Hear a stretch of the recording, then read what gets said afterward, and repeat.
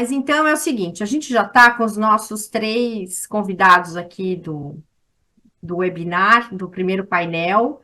Então, acho que a gente já pode, já estão aparecendo aí, né? Muito bom. Esse webinar está excelente, gente, não é por nada, mas os panelistas são muito bons mesmo. E estou muito feliz porque a metade é mulher, então, muito bom, melhor ainda. E estamos ficando menos raras nesse ecossistema. Então vamos lá, eu vou começar, vou falar aqui quem é que tá. A gente está com a Cecília Coutinho, que é do Verano Advogados.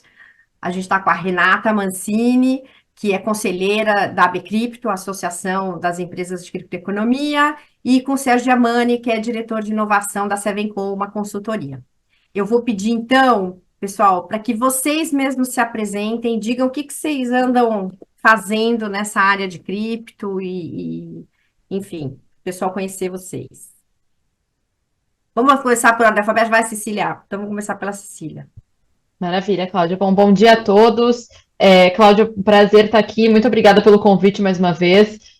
Acho que não existe momento melhor para a gente falar de regulação e acho que a sua introdução foi maravilhosa nesse sentido. A gente precisa de uma harmonização entre a tecnologia, a proteção do investidor, sem que isso obste o avanço da tecnologia, mas também, ao mesmo tempo, permita um investimento seguro e com segurança jurídica. Mas, para falar um pouco de mim, é um prazer conhecer a todos que estão aqui no evento. Sou advogada de tecnologia aqui do Verano Advogados, trabalho com todos os assuntos de tecnologia, mas especialmente cripto e regulação de tecnologia já há mais de 5 anos. Então, trabalhei com isso em mestrado, fiz meu mestrado na PUC do Rio Grande do Sul, também tratando sobre regulação em matéria de tecnologia. Então, é um prazer estar aqui, não vou me alongar muito, mas ansiosa pelo debate. Ótimo. Renata. Vamos lá. Bom Só uma dia a coisa, a todos. Renata, embora a gente se chame de prima, ela não é minha parente, ok? Fazendo aqui um Vamos fazer esse disclaimer. disclaimer, Não, sim. não teria nenhum problema se fosse parente, mas é bom fazer o disclaimer se é parente ou se não é parente, né? Sim, já fizemos painéis juntas, a gente sempre faz esse disclaimer antes. Então, bom dia a todos, um prazer estar aqui, obrigada pelo convite. Estou aqui com o chapéu de AB Cripto, mas tenho dois chapéus. Então, na AB Cripto, fui presidente da AB Cripto em 2022, hoje sou vice-presidente do Conselho de Administração. E a Bcrypto, para quem não conhece, é a Associação Brasileira de Criptoeconomia. Não vou me prolongar, mas temos aí uma associação bastante importante no segmento. Temos um site bastante atualizado, com números e informações, e lá nós temos a nossa contribuição em relação à consulta pública. E o meu outro chapéu, eu sou Head de Compliance, Risco e Governança da corretora Ripio, que é uma corretora, uma das fundadoras da AB Cripto, então está há 10 anos aí no mercado, então quem quiser também conhecê-la, a Ripio é uma corretora argentina, entrem por favor aí no site e conheçam essa corretora. Muito bem. E agora o Sérgio Yamani.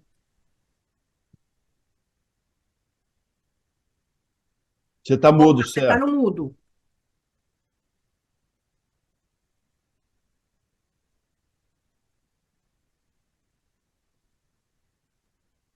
Desculpa. Bom dia a todos. Eu sou Sérgio Emani da Sevencom. Sevencom é uma consultoria de tecnologia que trabalha aí há vários anos, né, com mais de 30 anos no mercado, basicamente no segmento financeiro. Tá? E a gente trabalha aí com blockchain, tecnologia blockchain, desde 2016. Então, temos vários projetos nessa área de rastreabilidade, tokenização, e também atualmente estamos participando aí do projeto do Drex, no consórcio com a Microsoft e o Banco Inter. E aí acompanhando de perto todas essas mudanças desde 2016, né, no período inicial do blockchain, e agora com a entrada do início do projeto do Drex. E a gente atua forte aí no Drex e também estamos trabalhando bastante com a parte de tokenização de ativos. Legal. Eu queria só avisar quem está acompanhando que quiser fazer perguntas, faça perguntas. É, Todas as perguntas são válidas, não tenha medo de perguntar, inclusive o que você achar que é muito básico, porque estamos aqui para isso, está todo mundo aprendendo, e a gente vai colocando as perguntas ao longo do painel, tá? Mas, para começar, eu vou perguntar aqui para a Cecília. Cecília, já vou perguntar para você que você é advogada, então, assim, muito advogado, trabalhou muito aí na véspera de mandar as propostas para o Banco Central, É né? verdade. Eu queria te perguntar o seguinte, se é possível ter vamos começar aqui já com a segregação patrimonial, que é o tema, todo mundo Uhum. fica louco com esse tema aqui, amor e ódio, mas enfim, então vamos lá. É possível ter uma regulamentação que indique que tenha assim um modelo único de segregação patrimonial, porque eu vi que tinha algumas diferenças, né? Uhum. Até bastante interessantes, enfim. Eu vi que teve uma ali que falava, não, vamos usar o modelo japonês, enfim. É possível ter um modelo único? E se é possível ter um modelo único, qual seria esse modelo? Maravilha.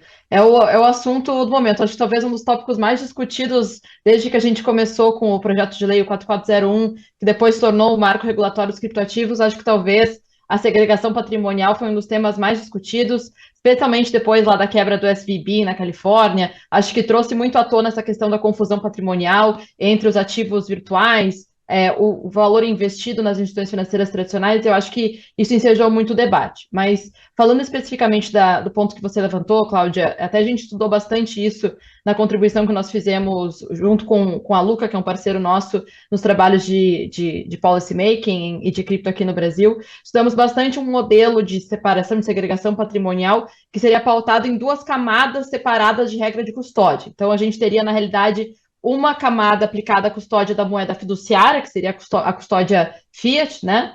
E outra camada aplicada a uma custódia de ativos virtuais, então uma custódia de tokens. Que esse é exatamente o modelo que você mencionou, Cláudia, que a gente chegou a estudar, o modelo que é utilizado no Japão, pela diretriz da Agência de Serviços Financeiros do Japão, então que trouxe esse modelo dessas duas camadas. Então, do ponto de vista prático, essa custódia fiat, então da moeda fiduciária, faria com que o VESP, né, o prestador de serviço de ativo virtual, conforme determinado pelo nosso marco regulatório, detivesse de fato todos os ativos fiduciários dos usuários em uma espécie de trust, que seria esse sim mantido por uma instituição financeira tradicional, então seria muito semelhante a uma espécie de conta-garantia.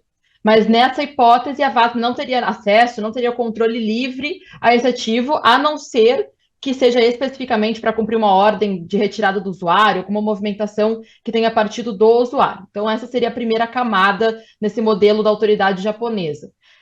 Já a custódia de tokens, especificamente, ela já seria pautada numa regra em que a prestadora de serviço de ativo virtual, a VESP, mantivesse, de um lado, a grande maioria dos ativos virtuais dos usuários completamente segregados dos tokens, dos próprios tokens da VASP e armazenados numa cold wallet, né? Então, por exemplo, 95% dos tokens dos usuários devem ser mantidos em cold wallet de acordo com as regras de autorregulação da autoridade, ou aqui no caso brasileiro, de acordo com a regulamentação do Banco Central.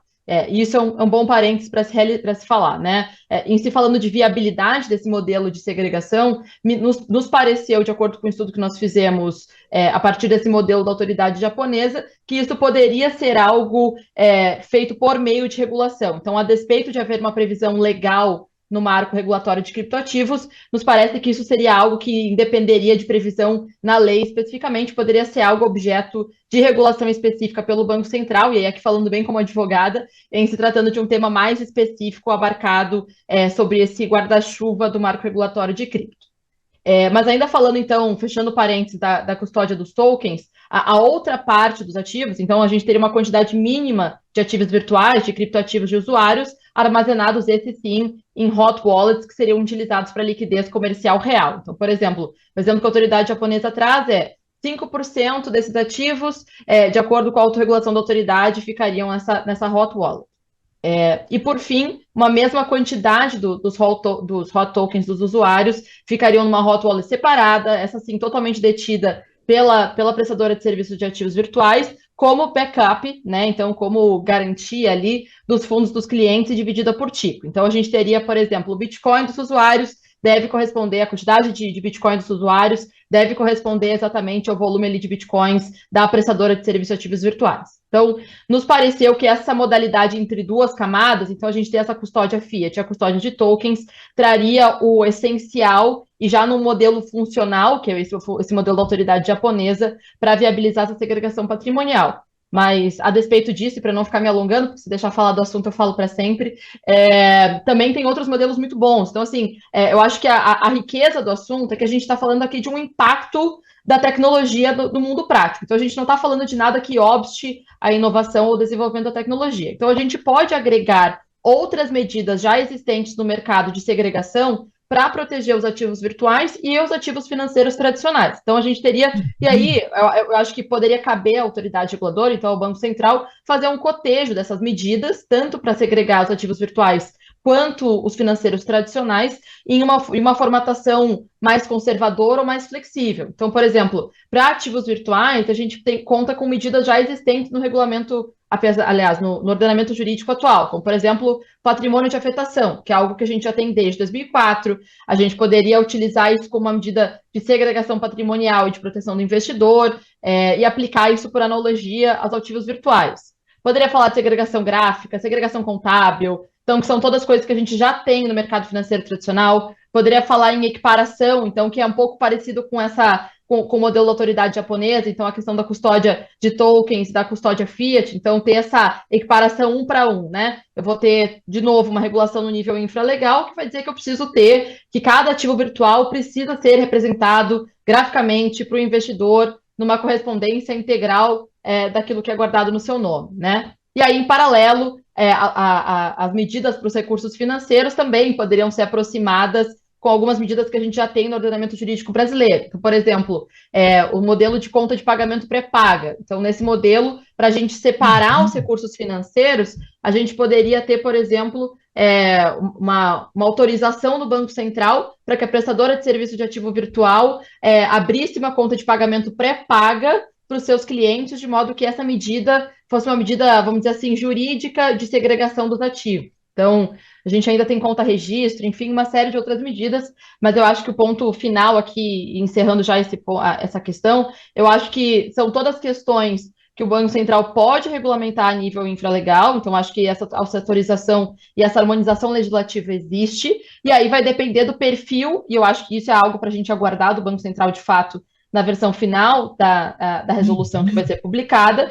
qual é o perfil de risco que o Banco Central vai adotar em relação, aí sim, à tecnologia. Tem uma posição muito conservadora, então, naquela tônica de preocupação, de bastante preocupação com essa possibilidade de confusão patrimonial, ou algo mais flexível.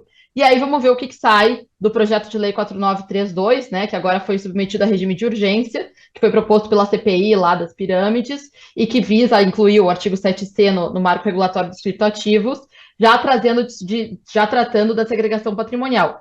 Caso esse PL for aprovado, e aí prometo que eu finalizo, acho que isso traz muita segurança jurídica de verdade, porque aí a gente teria uma autorização no marco legal, regulatório de fato, como uma regra legal de fato de que a segregação patrimonial precisa existir, e eu acho que isso traria um pouco mais de liberdade para o Banco Central especificar o modelo de regulação para a segregação, então quais esses modelos que eu descrevi que seriam realizados a partir desse mandamento legal mais abrangente. Mas vamos aguardar, já está pautado, aguardamos ansiosamente para ver se vai alterar de fato o marco. Não, foi ótimo você falar dessa questão do marco, do projeto de lei, enfim, porque o que eu sempre escuto não adianta, a gente precisa, sendo o assunto que a gente precisa de uma lei para poder ter a segregação e aí o Banco Central, enfim, fazer a tal da regulamentação. Então, ainda bem que você tocou nesse assunto, porque eu já estava aqui pensando, se ela não tocar, eu vou ter que puxar. Mas é o seguinte, ô Renata, você que é a moça do compliance, que vive risco todo dia, você concorda com o que a Cecília falou? Ou você acha também que precisa ter uma regra única, ou assim, com alguns, ou não precisa ser tão detalhada, mas precisa ter segregação e meio cada um resolve o seu, ou não? Precisa ter mesmo. Não, vamos lá. Eu concordo completamente com o que a Cecília discorreu e vou um pouco além até. Com os meus dois chapéus, a Bcrypto e Ripio, A Bcrypto vou usar a palavra briga, mas luta pela segregação patrimonial desde o início, dos primórdios da gente começar com a regulação. Então, isso já para a gente já era uma coisa que a gente lutava, é, e vem muito em linha com o mercado tradicional. A segregação já existe, não é uma coisa que o mercado cripto está brigando ou não para ter isso. Então, a gente está solicitando ou a gente luta para ter uma coisa que já existe e é uma coisa que vai trazer muita segurança. Vai trazer segurança para todos, o ecossistema todo. Uma coisa que a gente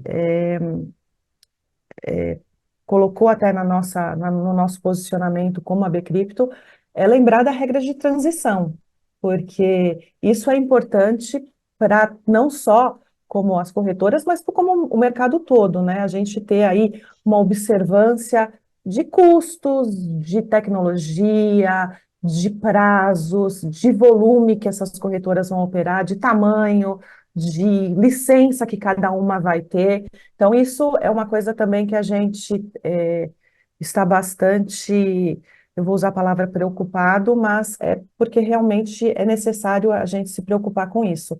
Então, eu concordo totalmente com a Cecília, tanto como a Bcrypto, como corretora como uma exchange de cripto. E concordo completamente da gente ter uma regra única. Talvez um pouco faseada, né? Porque é, não dá para a gente entrar com uma regra absolutamente. Vamos entrar com essa regra a partir de agora, mas faseado, acho que é isso que vai acontecer. Tá. Agora, tem uma pergunta também na consulta pública ela fala sobre a, a gente deve ou não incluir na segregação o dinheiro do cliente que está em conta, mas não está investido. Porque hoje em dia as exchanges usam esse dinheiro, né? E isso também é perguntado. E eu até queria saber também se isso é diferente do que tem no mercado tradicional. Pois é, Sim. Vai lá, Rê. eu ia até falar, Cecília, se você quiser falar até muito mais do lado jurídico. Não, fica à vontade, pode comentar. Eu falei tanto, eu te complemento. Eu só queria lembrar que qualquer utilização de dinheiro do cliente deve ser solicitado a aprovação dele, né? A gente, como Perfeito. corretora, e aí eu falando como corretora, nenhuma corretora pode utilizar o dinheiro do cliente sem ter a devida aprovação. E aí, como associação, a associação deixa muito claro, e a gente tem um código de autorregulação, e isso é muito claro que a gente não pode fazer isso, né? O dinheiro não é nosso como corretora. E no mercado tradicional isso também não pode acontecer. Então, não sei, Cecília, se Perfeito. você quiser me complementar, por favor, Uhum. fica à vontade. Aí na parte legal, fica à vontade. Não, perfeitamente, esse é o ponto central, né? E é o que a gente já tem de resolução do CMN, se me falha a memória, 49, resolução 4949, 2021, alguma coisa assim, que já é a regulação que trata da necessidade de obtenção dessa autorização expressa do cliente sobre um regime expresso de segregação patrimonial de fato rígida, então, para garantir que toda e qualquer operação que seja feita com esses fundos seja absolutamente transparente para o usuário, para o investidor. Então, me parece que a utilização pela prestadora de serviço de ativo virtual desses ativos, desses clientes, então que estejam na posse da VESP ou em controle dessa VESP, para garantir essas operações, seja a operação própria da prestadora, seja de outras empresas do conglomerado, que é algo que o Banco Central também bate bastante na tecla, não me parece que seria algo que deveria ser proibido em absoluto, porque é justamente isso. A gente já tem parâmetros do mercado financeiro tradicional e que, pelo que me parece, funcionariam muito bem. Então, o que essa resolução do CMN traz, e já impõe no mercado financeiro tradicional, é que as instituições financeiras, aí de novo a gente está falando de um requisito que poderia ser aplicado por analogia, então o Banco Central poderia considerar isso na futura regulação nesse aspecto, então obrigações que dizem respeito à divulgação aos investidores, de informações relacionadas aos riscos específicos do uso pela VESP dos ativos virtuais de clientes que estejam na sua posse ou no seu controle, incluindo, isso é muito importante, né? Uma menção específica sobre o risco de perder parcial ou totalmente os recursos oferecidos em garantia, trazendo informações muito claras completas, de fácil acesso. Então, tudo aquilo que já é batido para o mercado jurídico em matéria de consumidor, em relação à divulgação de informações, aqui também é fundamental. Então, colocando disclaimers muito claros, então falando como que isso é feito, é um pouco do que a gente discutiu no passado para staking, né? Então, se o ativo virtual ali do usuário for ser usuário, for ser utilizado pela instituição para staking também ter essas mesmas garantias de divulgação, de transparência, de autorização expressa, que são todas amarras técnico-jurídicas que fazem com que você tenha não só uma garantia de que o usuário está ciente do que está acontecendo, mas que eles também têm um pouco de controle em relação ao que está sendo feito com seus recursos. Então, de novo, como a Renata comentou, não é algo que é novidade para o mercado, é algo que a gente poderia só transpor para uma regulação específica do Banco Central, mas aí considerando, de fato, esse cenário mais específico do mundo cripto, né? Entendi. Mas isso mexe na operação, dependendo da decisão do Banco Central, mexe na operação, sei lá, ó, não pode mais, não pode usar de jeito nenhum, vai ter que ter uma poupança maior, porque, enfim, vai ter que ter um recurso à parte para a exchange que usava isso, enfim, Não deveria, tá, Cláudia? não Não deveria usar, deveria. ponto. Não deveria, na verdade, não deveria mexer, porque Ah, as corretoras não poderiam estar usando. Então, eu posso dizer o que não poderia, então não deveria ter nenhuma mudança radical no dia a dia das nossas corretoras ou das associadas. tá. Mas aí uma coisa muito importante isso aqui está absolutamente ligado com o regime de segregação patrimonial. Então, a gente está falando aqui de uma operação de risco. Então, acho que falando em termos de operação da prestadora de serviço de ativo virtual, a gente precisa ter um pouco mais de cuidado com relação a perfil do investidor. Não vai ser qualquer investidor que vai poder autorizar esse tipo de operação. O Banco Central precisa considerar, em autorizando esse tipo de atividade, talvez um regime de segregação patrimonial um pouco mais conservador, então, para tentar trazer um pouco mais de garantia nesse sentido. Então, aquele cotejo entre as medidas que eu comentei anteriormente, né? Talvez o Banco Central considerar algo mais específico nesse sentido, e, claro, garantir que essa prática só seja permitida pelo Banco Central para prestadoras de serviços virtuais com capacidade técnica para tanto. Né, Uhum. inclusive com medidas de segurança. Então, acho que tudo acaba, quando a gente fala de segurança e riscos, né, tudo acaba voltando para a segregação patrimonial e para essa amarração jurídico-técnica que vai acabar desembocando na licença para operar, nessa questão, né, em todo esse procedimento de gestão de riscos a ser regulado pelo Bacen. Legal. Agora, eu queria falar um pouco sobre infraestrutura, e aí eu vou chamar o Sérgio para essa conversa aqui. Ô, Sérgio, quando a gente olha, assim, o que existe no mercado hoje, quando a gente fala de segregação e Uhum. custódia, vai fazer muita diferença no mercado, dependendo do que for colocado na regulamentação? Por exemplo, a Cecília estava falando dos exemplos, tem que pôr tanto em code, tem que ter, portanto, não sei o quê. Para a infraestrutura muda muito ou não?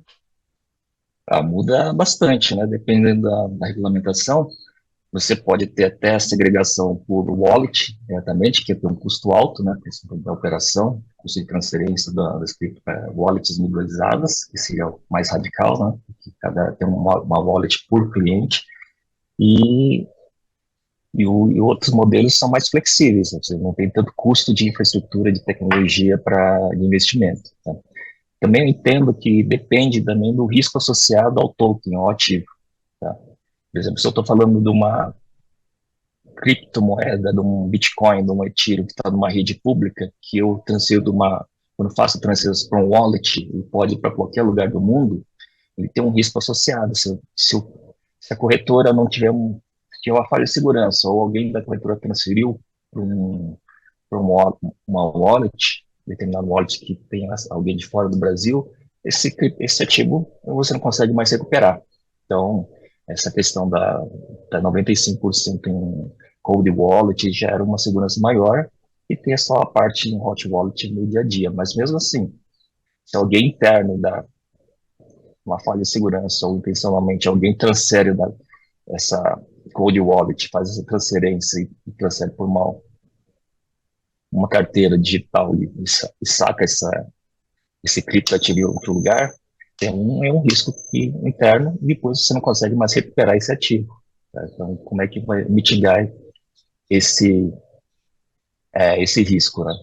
Então, aí, que garantias a prestadora de serviço tem financeiras daquele ativo? Tem seguro, tem uma fiança fiduciária para operar, limites de operação. E tem outros tipos de ativos, por exemplo, aqui a gente está falando não só desses criptoativos de moedas, mas eu também tenho ativos que eu estou tokenizando a economia. Então, vou tokenizar um ativo financeiro, uma CCB que está registrado numa infraestrutura de mercado. Tá? Esse criptoativo está registrado ou está numa depositária, tem um órgão que tem registro dessa informação, registro da titularidade. Tá? Hoje já existe isso no mercado de ações, uma central depositária, uma clearing, que controla isso, mas essa pode ser transferido para uma tecnologia blockchain também e está distribuído entre várias infraestruturas de mercado. Tá? Esse tipo de ativo você tem um controle maior. Você pode ter, por exemplo, ter uma infraestrutura de identidade digital que eu tenho uma identidade digital e tenho várias wallets associadas a esse identidade digital. E aí esses ativos só podem ser transferidos para a gente criar um whitelist, não pode ser transferido entre essas carteiras conhecidas. Tá? Então você não sempre tem um controle desse ativo e sempre tem uma central, uma infraestrutura, né? Pode estar não uma física, mas um smart contract que controla esse depósito, né? Tá? Então, aí mais você está controlando isso dentro do sistema financeiro nacional. Tá? Então, eu tenho menos risco desse ativo desaparecer, sumir no mercado. Tá? Então, se eu estou tokenizando uma CCB, tokenizando a propriedade do imóvel, tokenizando a propriedade de um automóvel, né, um veículo, esses são ativos que estão no âmbito do sistema financeiro nacional. Então, eu tenho um controle maior sobre esse ativo, então eu posso ser mais flexível nesse tipo de ativo. Tá, eu tenho um sistema de registro. Uhum. Tá? Nossa, às vezes eu fico pensando o que nos espera. Quem tem que escrever sobre isso tem muita coisa para escrever. Aí eu Porque, entendo que, sim, hoje a gente está num processo inicial, né? Tem todo um processo de transição não, até essa economia tokenizada. Hoje, o volume financeiro tem um risco do ecossistema, tem um risco sistêmico. Tá? Mas a partir do momento que a gente parte para a economia tokenizada, eu tenho vários ativos tokenizados, não só as criptomoedas, mas ativos do nosso dia a dia tokenizados, propriedade, imóveis, veículos, passo nesse mundo tokenizado, passo a ter um volume financeiro grande. Então, aí eu passo, digamos que o Banco Central, a economia toda, tem que ter mais controles, porque se uma prestadora de serviço que opera um volume muito grande, por exemplo, hoje o volume é pequeno, mas esse volume vai crescendo ao longo dos anos, vão chegar num determinado momento que, se eu não tiver um controle ou segregação e garantias colaterais bem definidas, eu posso gerar um problema sistêmico, né? Uma quebra, algum problema com algum prestador de serviço e pode travar toda a economia. legal. Gente, eu queria trazer aqui uma pergunta, é do Alex, que está assistindo aqui o painel, e ele perguntou uma coisa que é importante, que aparece na consulta pública, que é o seguinte: levando em consideração segregação patrimonial, quais são as garantias que as empresas prestadoras de serviços, as VASPs, devem prover aos usuários? Mas aí eu queria juntar essa pergunta com o fato de que na consulta pública o Banco Central ele fala o seguinte: é, deveríamos criar um seguro ou um fundo garantidor de crédito, como existe no sistema financeiro brasileiro, né? Então a gente tem aquele fundo que, se uma instituição financeira quebra um determinado valor, até um determinado valor, se você tiver naquela instituição, você recebe, o resto você perde, mas enfim. E isso foi criado, até conversando com o Sérgio, né, é, no outro momento, isso foi criado quando teve banco quebrando, né? E a gente já teve cripto exchange quebrando também. Então, é viável isso? É viável e é recomendável isso? Porque a gente está falando de proteção de dinheiro de investidor, que é a Uhum. parte mais fraca desse negócio. Cláudio, se você me permitir já fazer um comentário, não Vai, sei se a Renata quer Cláudia. comentar antes. Por Pode favor. comentar, Ceci, e a gente vai se complementando. Maravilha. E que bom que tem pessoas especialistas em infraestrutura. Estava aqui ouvindo o Sérgio pensando, se coubesse os advogados tratar das questões de infraestrutura, teríamos problemas. Mas, mas eu acho que, talvez tratando a ordem invertida da pergunta, Cláudia, assim, me parece que Porque, assim, exatamente o que você comentou, tanto o FGC quanto o FGCOP, né? Ambos foram criados com a finalidade de garantir a estabilidade do sistema financeiro nacional. Quando a gente está falando de cripto, e a gente nem precisa falar de DeFi, de finanças descentralizadas, a gente está falando do mercado financeiro cripto tradicional. A gente está falando de algo que é dissociado não só do sistema financeiro nacional, mas que também não está pautado numa necessidade de proteção de uma autoridade central. A gente não tem uma autoridade central e o objetivo não é ter uma autoridade central que vai ficar controlando a rede. Então, esses tipos de garantias, como é o FGC, eles foram criados justamente para proteger o pequeno, médio investidor em relação aos seus investimentos. Então, me parece que, assim, instituir esse tipo de garantia ou de fundos semelhantes, não só para o mercado ainda em desenvolvimento, mas considerando a natureza da tecnologia envolvida,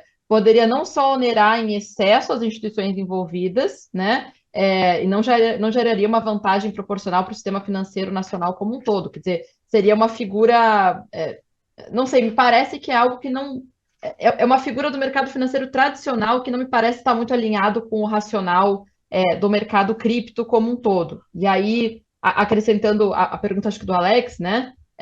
Acho que é importante que, do ponto de vista de proteção do investidor, para além de todas as medidas que vão sujeitar de forma técnica e operacional a VESP individualmente, né, no seu contexto específico, a lei de cripto já traz uma série de outras medidas que a VESP tem que adotar para garantir transparência em relação ao investidor. Então, medidas de transparência, de proteção de dados, segurança da informação, respeito ao direito do consumidor. Então, uma série de diretrizes que as VESPs também precisam implementar e que também vai ser algo que vai ser analisado no processo de licença para garantir, no final do dia, a proteção do investidor, sem que isso necessariamente perpasse a instituição de um fundo garantidor de crédito para cripto, na minha visão.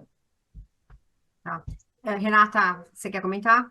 Sim, a Bcrypto fez um censo, e aí eu trouxe alguns números aqui, que 68% das empresas, e aí esse censo está disponível no site, então a gente tem alguns números, e esse tipo de FGC, FGCOP, poderia onerar os pequenos atores nascidos na pandemia, que muitos nasceram na pandemia, gerar barreira de entrada de novos atores e poderia criar um custo regulatório muito mais alto para esses atores, né? E aí uma coisa que a gente até sugeriu também para o Banco Central, de repente, é a gente ter a contratação de seguros ao invés do FGC. Só que isso também talvez fique um pouco inviável, e aí, Cecília, me complemente com o que você quiser, até porque a gente tem pouquíssimas seguradoras que fazem esse tipo de coisas, né? Então, talvez esse tipo de FGC ou seguro não venha nessa primeira onda de regulação no mundo cripto ou nessa regulação e venha numa próxima, como também no mundo tradicional. Ele não nasceu com FGC, ele nasceu com, com num formato diferente e ele foi se formatando até que foi criado o FGC e que trouxe segurança para o mundo tradicional. Então, talvez a gente possa começar com alguma outra segurança e depois a gente venha ter FGC ou qualquer outra coisa e um seguro, porque neste momento acho que da forma que a gente está, acho que é muito difícil a gente ter um FGC ou um seguro sendo estipulado nessa primeira onda de lei e regulação. Não sei se você concorda comigo, Cecília. Perfeito, exatamente isso. Até porque eu acho que a gente vai ter, nessas fases que a gente espera que o Banco Central estabeleça para a implementação da regulação, eu acho que esse tipo de medida vai começar a ser algo consequente, talvez, né? E talvez seja uma antecipação de algo que eu acho que a gente possa, com medidas mais estruturantes, como por exemplo a Casa da Segregação Patrimonial, viabilizar já uma garantia mais relevante que aí vai viabilizar talvez o estabelecimento de um seguro específico lá para frente. Assim, é isso que você falou, ô Renata, achei interessante que, assim, de repente, você tem empresas de tamanhos diferentes. Mas eu estou lembrando aqui que no caso das fintechs, por exemplo, isso inclusive é até motivo de embate, né, entre fintechs e instituições, bancos tradicionais, é que a regra também não é a mesma, porque a gente sabe que a força delas não é a mesma. Então, assim, eu te dou um tempo aí regulatório para você passar a arrebentação, né? Então, aí depois, quando você chegar num certo patamar, você vai navegar como todo mundo. Não poderia ser dessa forma, porque essa a minha preocupação é sempre com o investidor que perde seu dinheirinho, quem nunca caiu num golpe, eu mesma. Então, graças a Deus, só uma vez foi o suficiente e logo no começo, quando eu não entendia nada. E, enfim, não seria um pouco o caso, talvez, já de começar, visto que a gente tem já um track record aí de problemas, não tanto no Brasil é mais pirâmide, né, do que exchange que quebra, né? Sim. Não, e é muito em linha com o que a Cecília falou. Acho que até pelo fato da gente lutar pela segregação, e não é só o regulador que está lutando, não, são as associações e são as próprias corretoras mesmo que estão lutando pela segregação. Eu acho que isso já vai trazer uma segurança, e eu acho que ter um FGC e ter um seguro é uma consequência de uma fase, de uma nova fase da regulação. E eu acho que é como se fosse o mercado tradicional. A gente vai ter que ter fases de segurança ou de amadurecimento ou de maturidade para a gente ter o mundo cripto mais maduro. Não dá para a gente virar a chave e Uhum. simplesmente deixar com que tudo mude e mude de repente tudo, né? Então, É. acho que isso Eu é acho que literalmente um amadurecimento mesmo do setor. E eu É acho que essa o, palavra que você usou, Renata, do amadurecimento é fundamental. Assim, para quem quiser consultar, todas as contribuições feitas à consulta pública, com perdão da redundância, são públicas também. Então, vocês Legal. conseguem ver todas as contribuições que todos os agentes da sociedade fizeram. E, ao contrário do que muita gente possa pensar, que só grandes instituições, escritórios, etc., fizeram contribuições, a gente tem muitas pessoas físicas que fizeram contribuições nominais, dando as suas próprias opiniões sobre o mercado cripto. E eu acho que a questão do amadurecimento, eu acho que também se aplica ao investidor. A gente tem muitas pessoas que eu tive a curiosidade ali de dar uma olhada no que essas pessoas falaram, é aquela preocupação generalizada, que tudo é esquema de pirâmide, tudo é lavagem de dinheiro, tudo é fraude. Então, assim, eu acho que ainda existe também do lado do investidor um processo de conhecimento do mercado também. Né? Não é um mercado tradicional, é um mercado que tem um risco agregado, tem um tipo de volatilidade. Então, eu acho que o amadurecimento, eu acho que ele se aplica para o mercado inteiro. Então, à medida que o investidor também for entendendo do que se trata o mercado cripto, e aí a importância da regulação de trazer conceitos claros e trazer e regular de forma apropriada questões importantes, também vai gerar essa conscientização do mercado, essa divulgação apropriada de informações, o que, consequentemente, é assim que se espera em todas as questões de tecnologia, que também o investidor começa a se sentir mais confiante, talvez a gente vá sanando preocupações que a gente vê dessas publicações das pessoas físicas na plataforma, por meio dessas medidas mais estruturantes. Então, acho que amadurecimento é uma questão muito chave. Legal. Eu concordo. queria. Oi, fala, Sérgio, vai Um lá. comentário. Essa parte do. Concordo, sim. Então, a gente está em evolução. Então, inicialmente, o fundo garantido pode gerar um custo e barreiras para novos entrantes e não e travar a evolução desse mercado, mas eu acho que em algum dado momento ele vai ter a necessidade. Inclusive, quando hoje eu tenho um volume financeiro em relação ao mercado tradicional pequeno, né?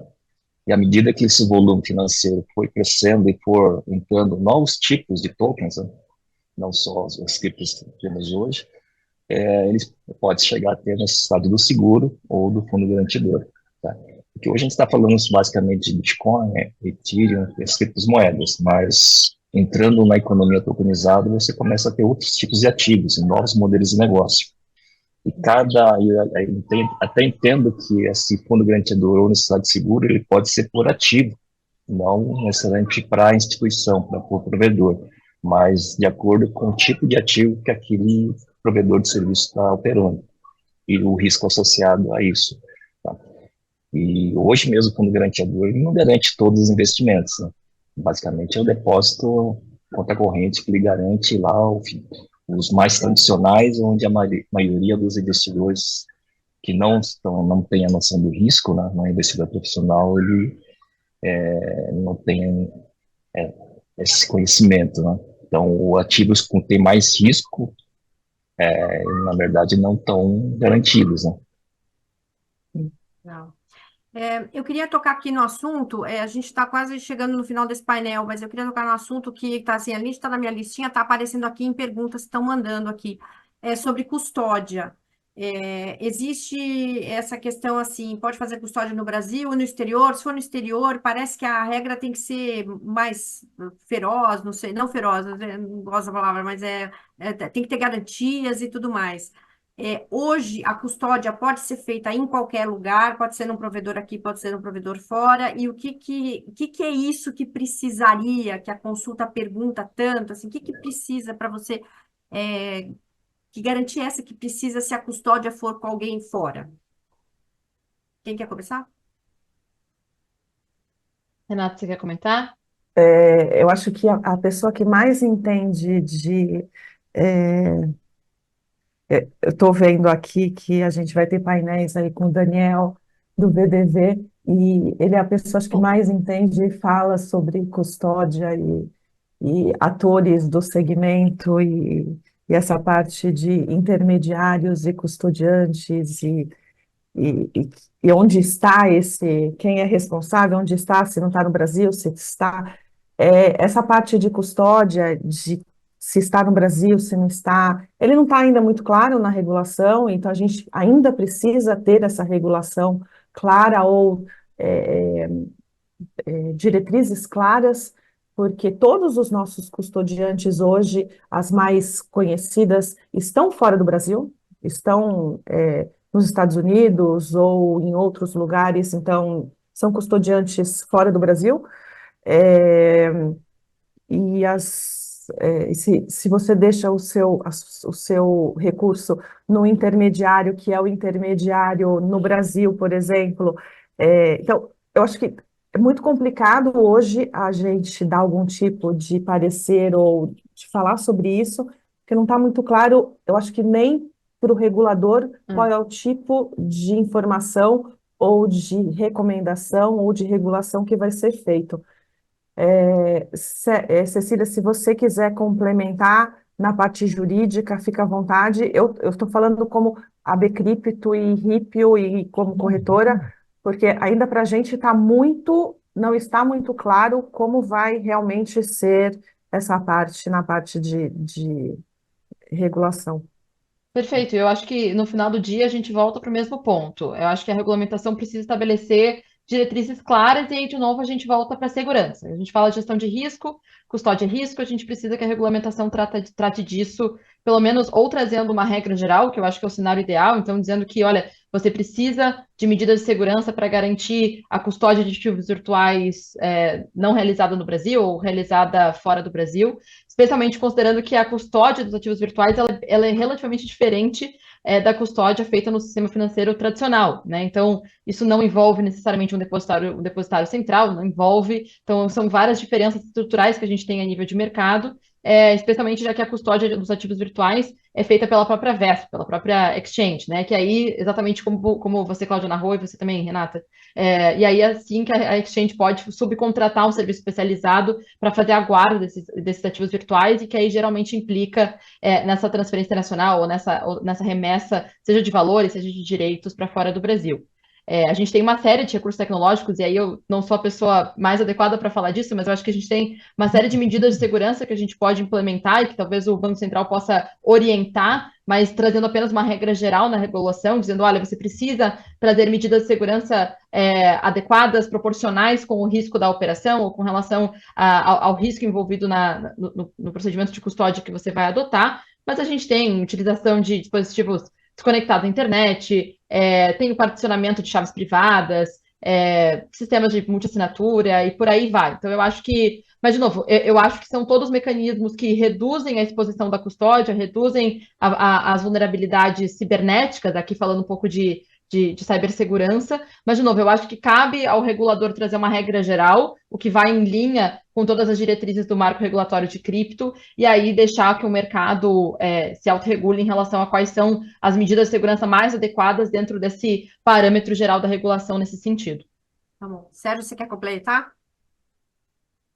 Bom, essa parte de custódia é complexa, a gente tem várias opções de tecnologia. Eu entendo que o mercado corporativo vai partir para alguma. São vários players de mercado e eu acho interessante. Uma coisa é assim, contratar tecnologia, outra é responsabilidade jurídica, né? Aqui no Brasil sobre a custódia. Tá? Então, uma coisa você pode ter provedor da tecnologia, mas você ter alguém operando serviço aqui no Brasil, depende da regulamentação. Você pode ter esse responsável pela custódia fora do Brasil ou não, mas aí tecnologia tem várias opções, infraestrutura, né? Em termos de custódia corporativa, hoje, a parcelamento de chave eu acho que é o mais seguro hoje, né? Porque você não tem uma pessoa cuidando da responsável, por exemplo, o cliente solicita a transferência, ele assina uma parte, mas o custodiante assina também assina e pode ter dentro de uma empresa, uma corporação, precisa de N assinaturas para fazer a movimentação daquele token, aquele criptativo, né? Que é um processo bem seguro em relação à custódia daquele ativo. Tá? Muito bem. Pessoal, infelizmente o painel acabou. A gente está até um pouquinho atrasado aqui, mas enfim, eram assuntos importantes, a gente não poderia deixar de falar. A gente tocou em alguns pontos, né? No final tem tanta coisa a mais, mas acho que a gente conseguiu discutir esses pontos bem e dar uma ideia para quem está assistindo, assim, não só da importância, mas do que está em jogo em relação a todos esses temas. Eu queria agradecer muito a Cecília, a Renata e Sérgio pela participação. Enfim, e vai ser sempre um prazer conversar com vocês. É sempre um prazer conversar com vocês e vai continuar sendo. A gente ainda vai falar muito desse assunto, com certeza, né? Bom, Muito gente, obrigada, Cláudia. imagina. Obrigada, Cláudia. Eu é que agradeço, gente.